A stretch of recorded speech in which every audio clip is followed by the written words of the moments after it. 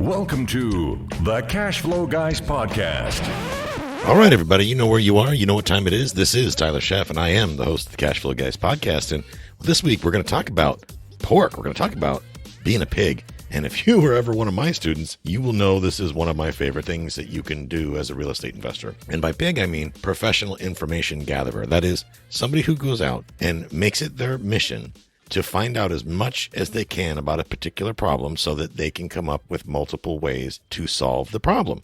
That's called being a pig. I've been using that. I stole that from him years ago. I've been using it ever since. And I can't tell you how many times this mindset, this mentality, being a pig has helped me put deals together, has helped me get deals over the finish line, has helped me ask for the business, ask for the sale, ask for the closing. It's because I was focused on being a pig. Here's how this works. When you get to know people and you get to know their situation, you are much better and able to help them. Now, I used to, when I was a real estate investor before, I didn't really think too much about helping people. I was thinking more about, I need to get this deal under contract, right? I want to get this thing to the closing table. I want to move on to the next deal. And I realized that I had a hard time closing. I could hammer somebody and be try to play tough guy or whatever and maybe get a deal over the finish line. But at the end of the day, it didn't leave a good feeling in my stomach. I didn't like doing business that way. I wanted to add value to people. I legitimately wanted to solve problems. How do you become a problem solver? Well, here's the thing. If you don't know a problem exists or you're not aware of what problem exists, you're going to have a very difficult time, if not impossible, trying to solve it. If you take the time to focus on other people in the deal as to what their needs are and what their problems are, you will find that you can usually find some sort of a middle ground to get you over the finish line. What does that look like? Well, let's take, for example, your average broken down house. Front yard is, waist deep in grass. There's garbage. There's an old Chevy sitting out in the yard with,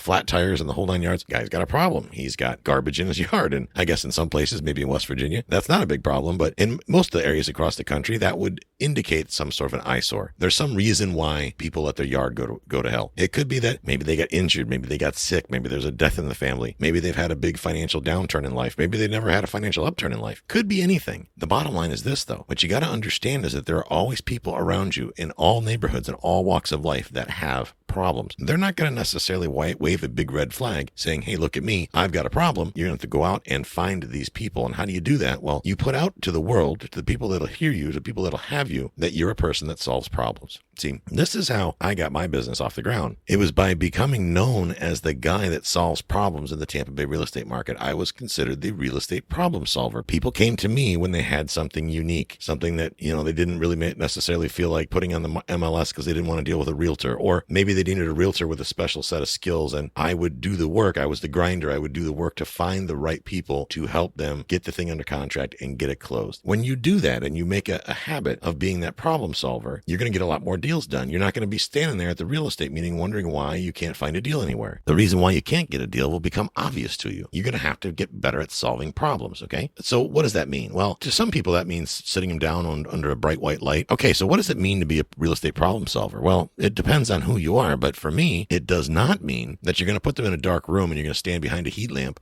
and you're going to start drilling them full of questions, because how are they going to react, right? If people feel like they're getting bombarded with questions or their privacy is being invaded, they're going to clam up. They're not going to want to talk to you. Instead, think of it like dating. And I've said this over the years on the podcast, but I can't begin to stress how important this is to know them. And I know you're like, I don't have time for that, Tyler. I just got to get a deal and move on to the next one. Well, you're not going to get anywhere. You're going to keep spinning your wheels. So instead, ask them, hey, let's say you walk into somebody's property and you sent them the postcard. They responded to the postcard. They did how did you get my information? And then you, of course, responded back to them and told them how you got their information. You made an appointment. You go out there and you go talk to them, and everything is perfect in this house. You walk in there and you're like, the owner of this house looks like this is in the Scarface movie, big mansion, bubbling waterfalls, the whole 9 yards. There's obviously nothing wrong here. That becomes your mindset. You're like, well, this guy has no problems to solve. He wants full retail for his house. You're thinking this because everything's nice and tidy and the whole 9 yards. Well, in reality, maybe the guy had a business venture go south. Maybe he's behind on his income tax. Maybe he's, in the middle of foreclosure on that house. Could be a million different reasons what went wrong. Maybe he was one of the businesses that got whacked with the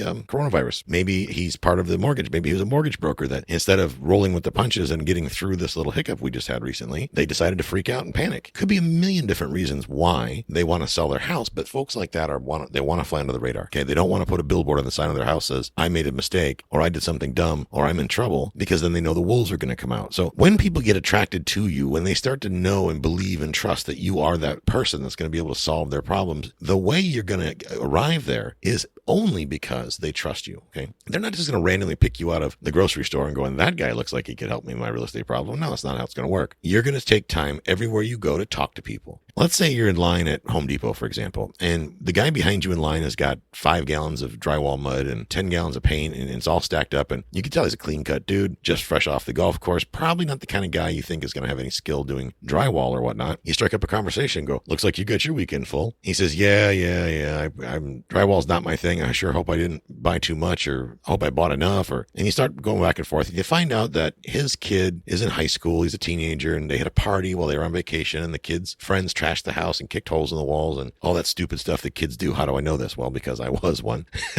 I've actually been that. Of course, my father made me go to the Home Depot or the hardware store and buy my own damn materials. But, this is 2020. It's a kindler, gentler nation. So the parents go bail the kid out of trouble. The guy's standing there telling you all about this thing's trashed, right? And maybe he inherited the house. Maybe it was his mother's house. And they were just getting ready to fix it up to sell it until his kid and their punky friends decided to trash the place like some high schoolers do. Well, he's got a problem. And when you turn him loose with that 5-gallon bucket of drywall mud, he's the kind of guy that's going to have an even bigger problem, because you thought you had a mess before he got started. Now bring a guy out there that's more used to carrying a briefcase than he is a drywall knife. He's going to trash that drywall job, which is going to get worse, which is going to cost him even more money to hire the right person to come and take care of it. So you can see right there, you've got what you call a problem. This is where you can have a conversation with them and say, hey, I'm not saying I could do this, but if I could, what if I could eliminate you having to do this drywall work? What if you didn't even have to get dirty today? Matter of fact, what if you just walked right over there to that display of Traeger grills and you walked home with a brand new Traeger today? He's going to say, my wife will kill me if I go home with a Traeger today. But would she kill you if you didn't pay for it? He's like, tell me more. Now you start having dialogue.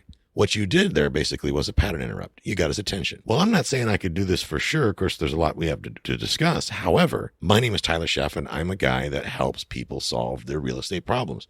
Sounds to me like hanging sheetrock and doing drywall mud today is not probably the highest and best use of your time. Is that fair to assume? He'll tell you, hell yeah, I'd much rather be on the golf course. Great. Well, I have a team of people that work for me that renovate houses, and I buy houses that need work, and I fix them up and resell them for a profit. And since you happen to be standing here on a beautiful Saturday morning, what if I made an offer to possibly take this property off your hands? Now you got the dialogue going. Now you're being a professional information gatherer. That's when you get into the conversation about how long have you had the house? Where'd you get it from? Tell me about was your mom's house? Did you grow up here? Or was this an intermediate house? What kind of work has she done to it? You start having the dialogue. Now, I'm not expecting you to whip out a napkin and buy it right there in the Home Depot parking lot by any means. I don't expect that at all. But what I do expect is that now you have an opening. Now you have something to talk about. You get in there, you roll up your sleeves, and you have a good old-fashioned conversation. You see, when you strike up these conversations with good people, you don't have to hump their leg trying to get them to sell their property at 60% of ARV minus repairs and your wholesaler commission. You don't have to do any of that. But what you do have to do is ask them questions that matter, that are going to help you put together an offer that makes sense and are going to solve this problem for them. And when you ask them these questions, and you don't have to be tricky or ask them, quote unquote, the right questions, but what you do need to do is ask enough questions, your questions, not off a script, but your questions, so that you can completely understand the situation as best as possible. A couple things like that I would think about is, off the top of my head, well, if he inherited it from his mother, why didn't he sell it right away versus hold it right now? Why are they just now putting it on the market versus 6 months ago when she died? Maybe he's having a hard time letting it go. Maybe there's an emotional attachment. You see, these emotional attachments and all these factors will help play into how you structure the offer.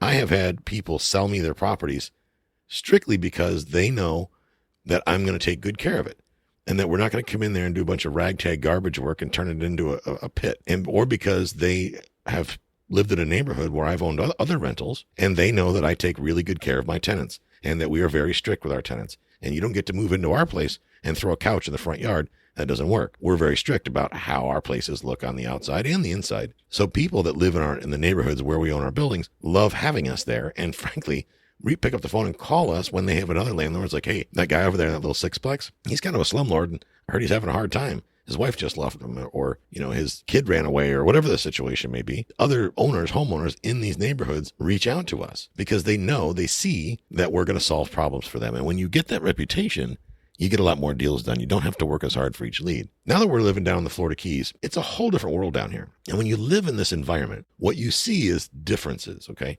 Big time. You see differences. Lots of great people that live here Also, lots of great people that come down here and visit, but I see one huge difference. I can tell who lives here versus who's visiting, because the people that live here, they're kind of chillaxed. Everything's fine. They don't get upset. We don't have any of the Facebook feed garbage or Twitter that you see going on. People are just doing their business, going out on the boat, going down to the beach, going checking stuff out, having a good time, relaxing. People are automatically more chill down here than they are everywhere else in the country. This is a great place for us to hang out and chill out until everybody pulls their head out of their ass. That said, when people come from out of town, it's almost as if they're waving a flag, because they're tense, they're uptight. They're usually got a bunch of flash and show. And around here, people never wear shoes. People wander around, do their thing. The guy that has $5 to his name hangs around with the guy that has 50 million bucks to his name. That's just how things happen down here. It's a very relaxed environment. Well, how do you get stuff done? Well, they call it the Coconut Telegraph, which actually the Coconut Telegraph, besides being a Jimmy Buffett song, is also the name of a local newspaper. It's more of a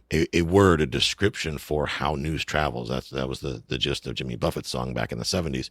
Hear it on the Coconut Telegraph. You would, a guy down in Key West is trying to get rid of his John boat, and a guy in Marathon down the Florida Keys happens to need a John boat, one that can handle crab traps, and people just talk amongst each other and have good conversations and solve problems, and deals get done. Now I'm learning already. I've been able to trip over the super secret highway of real estate opportunity down here just by talking to people, hanging out at sunset, drinking a beer, in your bare feet, knee deep in the water, watching the lightning, break way out in the middle of the ocean out there, just kind of chilling out, having a good old time, being a normal, respectable person, not getting into politics, just having a great old conversation. So that's automatically a conversation starter. And the more I learn, the more opportunity over my feet.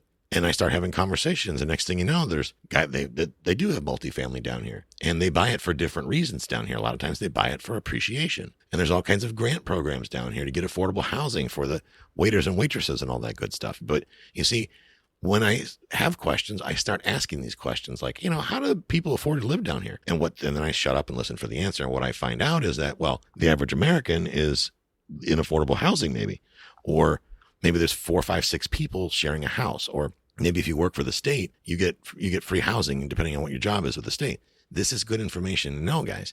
This is all about being a pig. We have friends now we've made over at the Florida Park Service and the Fish and Wildlife. And people in county government and the local elected officials and whatnot start talking to these people and getting to know them at our property up in Cedar Key, up in the west coast of Florida, up there in the woods. I'm not trying to play politics. What I am doing is trying to learn what's going on around me so that I can take that information, leverage that information to, number one, solve problems, and number two, grow my portfolio. I know that a lot of you think that you wish you could buy an app on your phone that will automatically put out all the mail pieces you want, and it's a calculated risk that so many are going to call you and they're going to roll over because you got this fancy app or whatever. And they're going to call you and say, please take my house, because after all, that's what the guy on YouTube said. But it's not that way, guys. It's not that way. For you to start putting deals together that make sense, you're going to have to go out and start talking to people. You're going to have to learn how to be that professional information gatherer to make that so.